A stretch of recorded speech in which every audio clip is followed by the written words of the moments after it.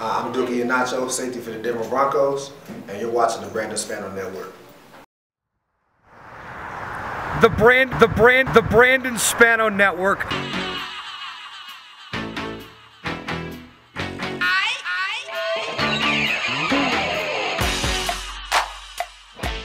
The Brandon Spano Show.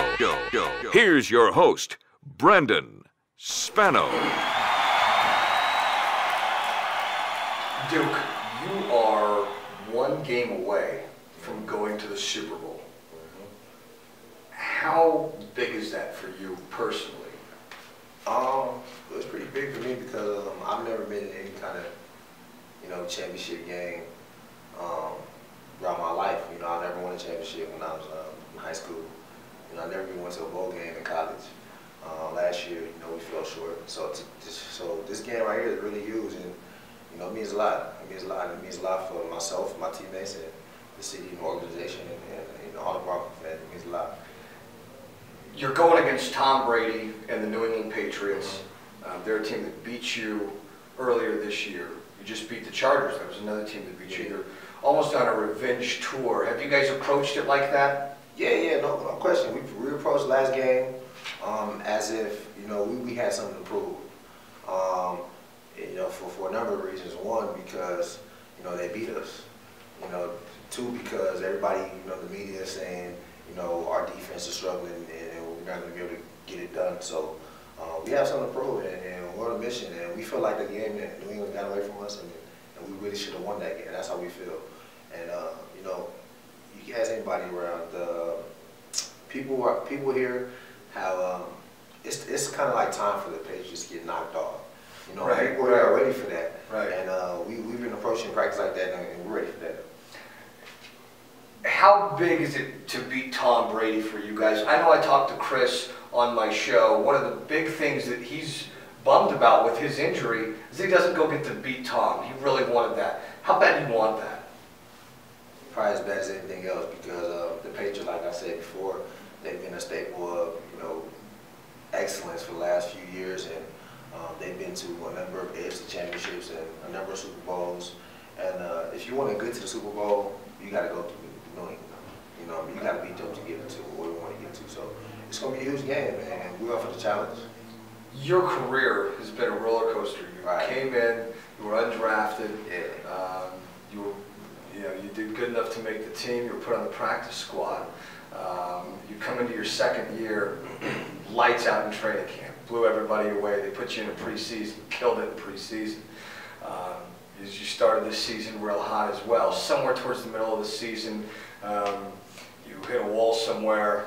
They ended up taking some playing time from you, and then you worked yourself right back into the lineup. You end the season, the Broncos' best defensive performances of the year, and you're back in the starting lineup again. So up and down, and now you're back on top, and you're going to the championship game. What's that road been like? I mean, how are you staying sane? It's been hectic. It's been hectic. I've had to kind of lean on guys that been in my position and kind of had similar careers to get advice from them and just learn how to be a professional. Because I've started all year, but I'm still learning things every day and still learning how to play this game at a high level, at a consistent level. So it's definitely been a roller coaster ride throughout the season, but I think I've done a pretty good job. I asked Mike Adams about you a couple weeks back, and he said that you're still progressing and you're still learning, but he said that the sky's the limit for you. What's your relationship like with Mike and some of the other vets? Brood? Yeah, man. Me and Mike, I'm probably closer to Mike. Just for the simple fact that we have similar, upbringings into the National Football League, and he plays safety, I play safety, and if I need something, I ask Mike first. I don't Mike, and he's since I got here, he's been the most willing to help, and he went out of his way to say, look, I'm Mike Adams. It's nice to meet you. I'm a rookie free agent. If there's anything you need, let me know. I'll try to help you to the best of my abilities. And he's been nothing but that since I've been here. So that relationship has just continued to grow since last year and throughout this year. Guys like me, we look at the tape. We grade players. We grade skills. We do all these fancy things, right? And coming out, there was the term that was used for you, by a lot of people, I think, was that a lot of people thought you were a box safety. And even to this day, I think people consider you because of your aggressiveness, physicality, all that stuff. What do you think of that term? Does it offend you at all? It kind of, you know what I mean? I think if anybody, it's kind of like saying a quarterback is just, it's like a quarterback is just athletic. He's not a real quarterback, he's just athletic. It's kind of just limits you. I think I'm pretty overall good safety. I have a lot of things to work on, just like a lot of other people. But I think I can do a lot of things, you know what I mean? And it's just all about confidence and just, repetition and practice and, just getting comfortable with the scheme and stuff. But, if they let me do everything, I do it. So if there's a team out there that thinks we can get Duke to bite on the run, your response is go ahead and try. I mean, what's funny is I don't think I'm ever going to stop being aggressive. Right. And it looks easy. It looks easy. It looks hard to me. It looks easy on tape. God, when teams see me biting on the run, they think I just run blindly up there. But I look, and I assess everything that's going on, the blocking scheme and the receivers are out, and my eye progression is right, and then I go. Right. You know what I mean? So a lot of things didn't just play action us, but it's not that easy. Right. You're right, because there's times that you get there, and I'm like, man, if that was play action. Yeah. He was there. Yeah. But you would have. What you're saying is you would have read. Yeah. It's not because the scheme is different. Yeah. They block different. Yeah. Everybody's a little different. So sometimes I can be way more aggressive than others, and based on what my help is and my communication pre-snap, I can be really aggressive. Last week you played a great game. There was one play in particular that was been mentioned, and it was the interception. You were so close to the interception. Right. I still winning my first one. Yeah. Did you? Were you kicking yourself? You obviously had to forget about it then, but once you got home, you relaxed and everything. Did you kind of say, man? Yeah. Well, I heard a lot about it. Via Twitter, via text, via friends that called me. I heard a lot about it via my teammates. So I got a lot of slack, and it just happened so fast. So I'm still winning my first one, and I was unfortunate, not to have caught that game, but I'm looking forward to catching the next one. One of the big things I think in the NFL, especially the great players in the NFL, they seem to have it mentally. And that's the one thing that everybody, when we talk to Coach Mack, who's now at CU, the first thing he says, oh, Duke was such a smart player for me. Wesley Woodyard in camp was saying, for his age, one of the smartest safeties ever played. Everybody always talks, it's the mental, it's the mental. Did you grow up as kind of a smart guy, and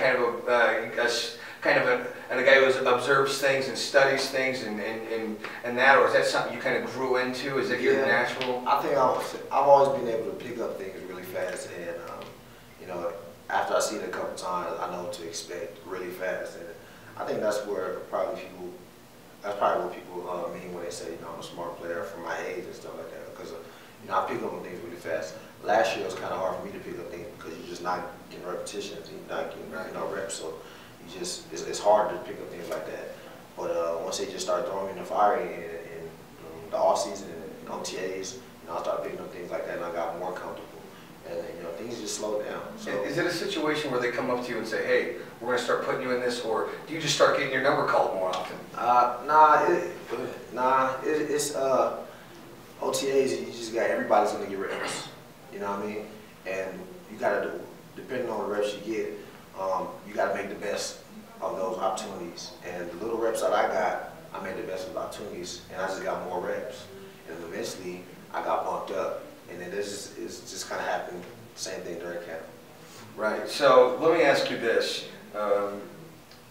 There's all kinds of personal accolades that obviously come with professional football. And obviously the team goal is to win a Super Bowl. But you have members on your team that are Pro Bowlers, all pros and stuff like that. Do you ever think of winning some of those personal accolades? And how far do you think you are away from being a Pro Bowl safety? I feel like I go to Pro Bowl next year. That's how I feel. I feel like I want to go to Pro Bowl next year. Right. We're on a mission right now to win the Super Bowl, but once the season's over, I'm gonna work my butt off, to come back stronger, faster, smarter, healthier, and I'm gonna be on a personal mission to go to the Pro Bowl next year. How big of a loss was it to lose Chris Harris for this game and potentially for the Super Bowl? It was a huge loss. I mean, statistically, he's one of our best defenders, if not our best defender. And he's a smart guy that can see, he's knows plays before it happens, and he can relay that information to the rest of us so we can prepare for it. You know, he's a high energy guy. He's really emotional. So and he's a leader. So you know, we lost a good player and a leader and somebody that really contributed to this team. But at the same time, you know, it is a disappointing loss, and you know, we feel for Chris. But the show got to keep rolling. You know what I mean? And we expect, you know, whoever the next guy is to step in and, you know, do the same exact thing. It's just an opportunity for somebody else to, you know, contribute, and we're looking forward to that. What's the biggest thing that you have to do as a team to beat the New England Patriots tomorrow? Play smart and play sound football. We got to play the whole game. We can't have a quarter where we struggle, or a quarter where we let them get going, or you know, we got to play the whole game.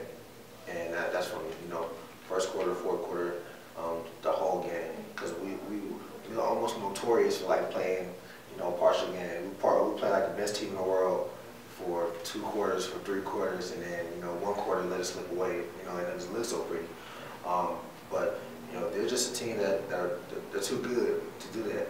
And we saw it when we put to New England. You know, they did. We was up 24-0, and they came back, and you know, it happened so fast. So we got to play a full game, a 60-minute game, and really play smart and sound football. Last question. Chris Harris predicted a Broncos win 35-28 on my show. Now, I'm not going to ask you for a prediction, but I'm going to say they're going to put 28 on you guys? 28? 28. Nah, they ain't put 28. Not putting 28. They're not going to put 28 points on us. Nah. I don't know what we're going to score, but I doubt they'll put 28 points on us. Playoffs, baby.